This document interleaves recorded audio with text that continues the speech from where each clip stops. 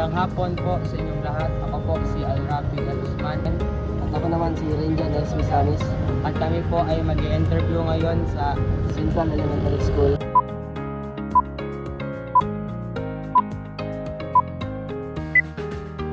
Magandang hapon po sa inyong lahat. Ito po pala si Sir Ryan B. Basilio. Unang tanong, sir. Anong uri po ba ang trabaho ng iyong kinabibilangan? Uri ng trabaho? Siguro.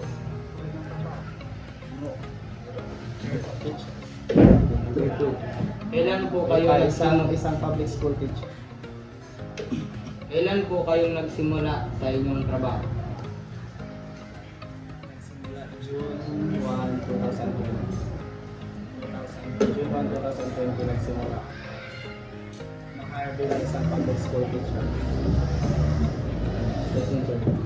Ano po ba ang parte o role, responsibilidad po ninyo na hinahawakan? Bilang isang guro, bago yun, bilang isang guro, di ba alam natin na yung guro is ang trabaho ay magturo, no?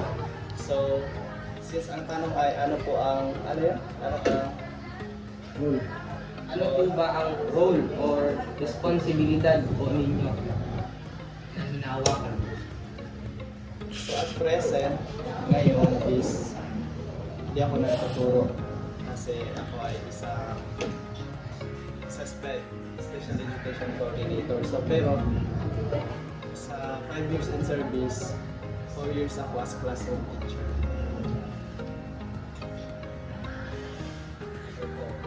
Ano po ba ang mga programa na inyong pang hinahawakan? Hinahawakan ngayon is yung mga SNED, Special Needs Education Learners. Yung mga learners na may difficulties, so learners na may disabilities, kami yung assign na mag-handle.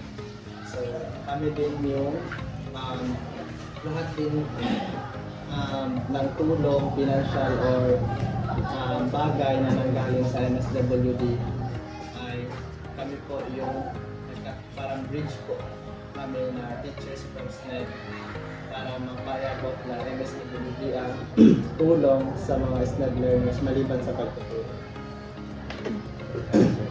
Ano po ba ang mga kakayahan, kasanayan at kaalaman ng dapat taglayin ng katulad po?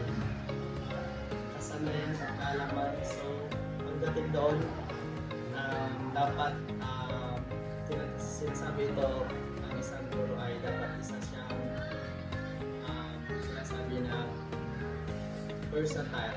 Bakit? Kasi gaya ko, hindi ako guro na major in SPED.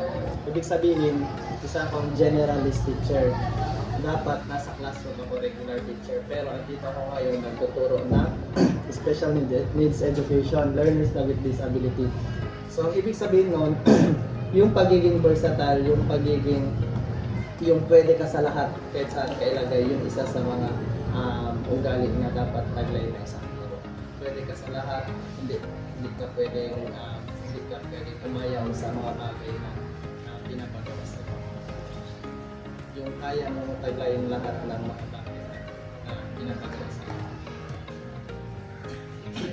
Paano po ninyong mailarawan ang sarili po ninyo sa inyong trabaho? May narawas.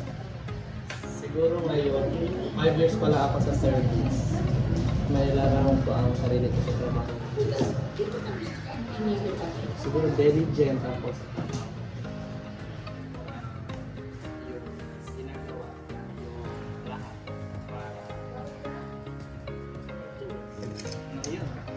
Kasi hindi ko pa masabi kung gaano kasi nasa 5 years pa lang ako in service. Pero so far, yung masabi ko, yung malarawan ko, yung pinagawa yung kapatid ng bilang isang.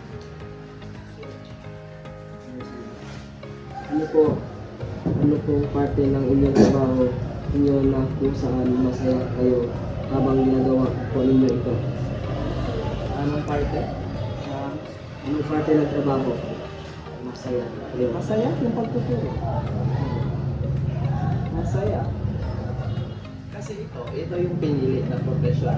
So pag hindi ka masaya sa ginagawa mo, hindi siguro maganda yung trabaho mo, hindi ka masaya.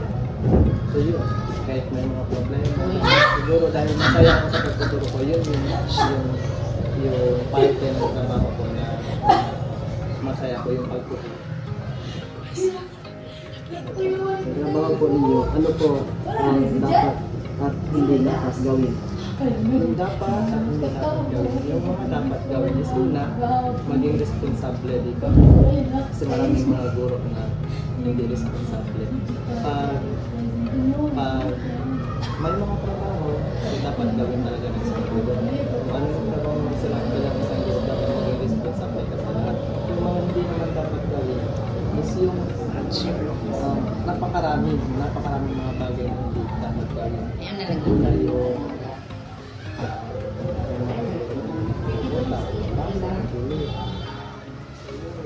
yun lang yung mga bagay na hindi dapat gawin.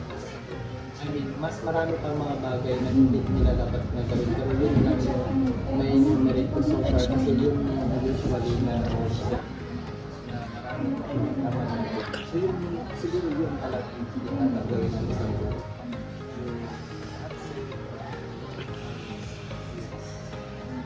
Ano po mga pagsubok sa mga hinaharap at nalagpasan nyo sa inyong pagtrabaho? Pagsubok, bago ko sagutin yan, parang sagot ko yung kung ano yung pagsubok. Bago ako naging guro, first assignment ko is tipo. Second assignment ko is sumisit bago ako napunta dito. So, yung experience ko doon, yun yung mapakonsider ko na malaking pagsubok bilang isang guro sa 5 years. Kasi hindi mo masasabi na secure ka. Hindi ko sinisiraan yung isang lugar, pero hindi ko masasabi na safety ako doon kasi hindi ako taga doon. Tapos lang sa group ng mga assignment sa group. Hindi ko ako safe sa submissive. So far, yun yung mga pagsubok na nahirapan ako dati kasi yung ugali ko na dapat responsable ako sa pagtuturo. Parang hindi ako naging responsable kasi takot ako nag-a-accept ako. So yun yung isa sa mga masasabi ko. Ano po ang nagmamotivate o nag-iinganyo sa inyo para mas lalo nyo pang pag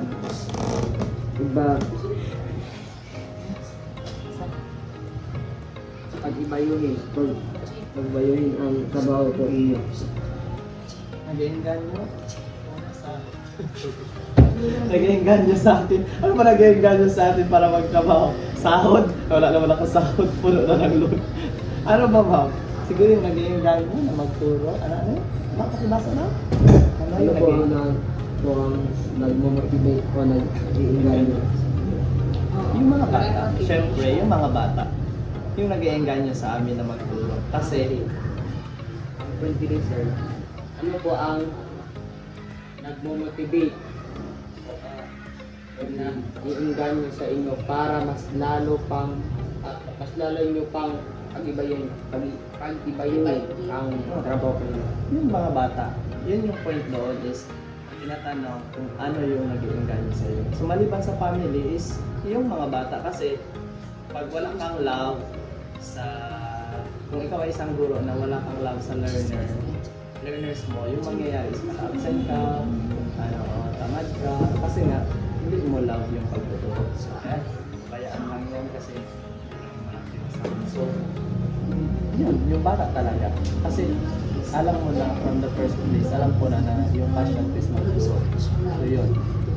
Yung nag-iinganyo sa atin para mas ma-motivate pa ako, yung mga bata, yung pumunta sila araw-araw. So kahit pagod, ay gusto ko mag-absent sa stress. So na mas ma-motivate ako na.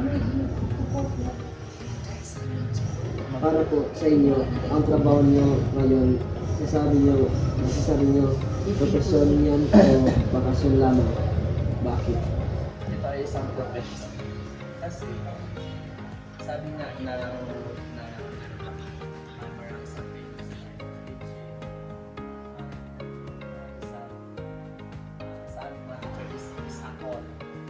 tawag siya. So, isa siyang profession. Kasi andun na yung ano ba, lifetime na kahit darating sa point na di ba lahat naman is mag-retire, pero kahit ganun yung mangyayari is yung heart ng isang guro is andun pa rin, yung passion andun pa rin. So para sa akin isa itong profession. So ano yung profession of? Bakasyon. Oh yes, profession. Isang profession.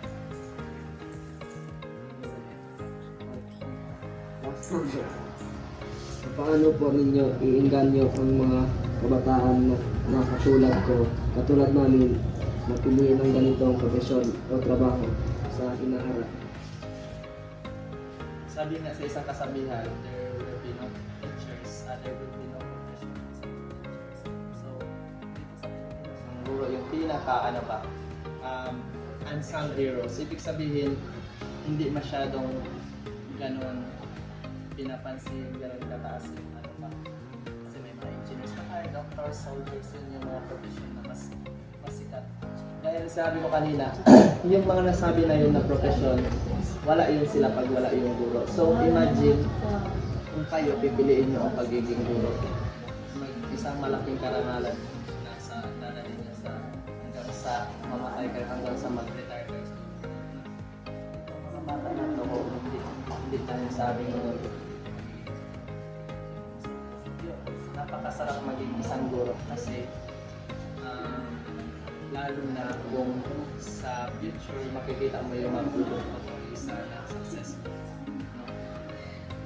Maganda yung kung ako, yung sasuggest ko may encourage ko kayo na mag-teacher kayo.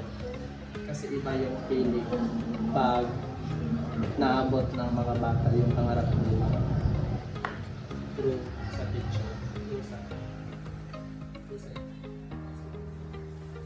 Thank you, sir.